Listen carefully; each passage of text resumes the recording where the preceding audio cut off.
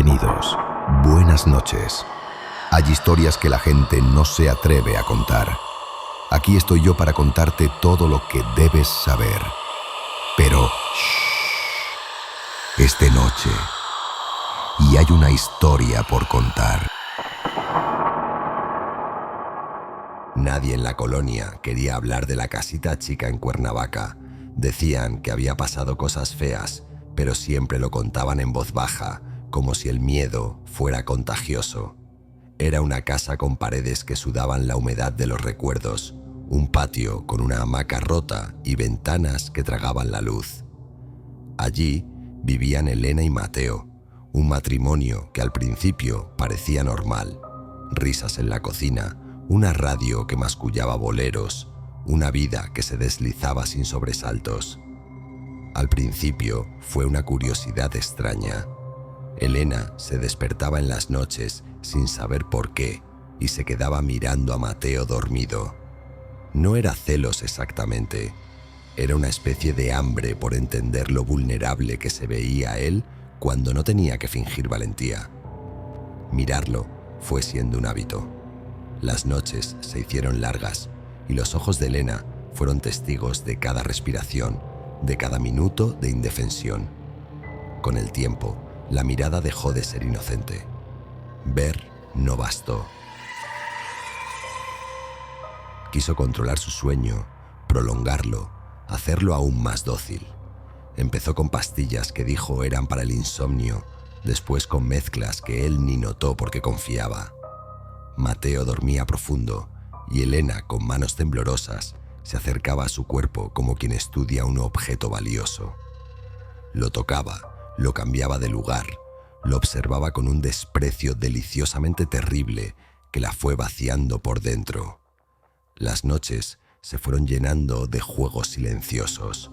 No había amor en ellos, había curiosidad, un vértigo que Elena no sabía nombrar. Jugaba con sus manos, con sus dedos, contaba los latidos contra su oído como si buscara una nota discordante y cada vez que cruzaba la línea, porque siempre hay una línea, volvía a sentarse en la penumbra y miraba el techo hasta que el alba la golpeaba con la misma culpa que la dejaba sin aliento. Una madrugada, los juegos se le fueron de las manos.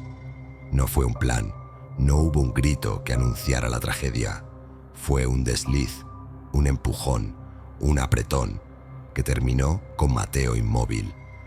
El silencio después fue una habitación que se tragó todo ruido, hasta el de la propia sangre. Elena, con la conciencia quemándole, intentó reencontrar el sentido de su vida entre sábanas manchadas y manos que no respondían. No supo qué hacer. La culpa creció como un animal hambriento. Y en esa casa pequeña de Cuernavaca, donde las paredes ya conocían el secreto, Elena tomó la decisión que la condenó para siempre. Se colgó de la viga del patio y su respiración se fue apagando entre las flores que nadie regaba. Desde entonces, en esas noches de temporada de muertos, cuando la neblina baja y los veladores encendidos parecen buscar algo que no encuentran, los vecinos escuchan gritos que se rompen en la madrugada.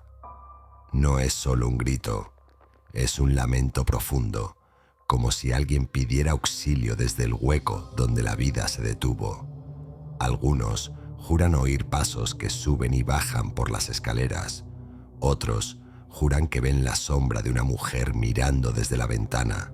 Unos ojos que no parpadean y que todavía, en la distancia, no terminan de aprender a perdonar.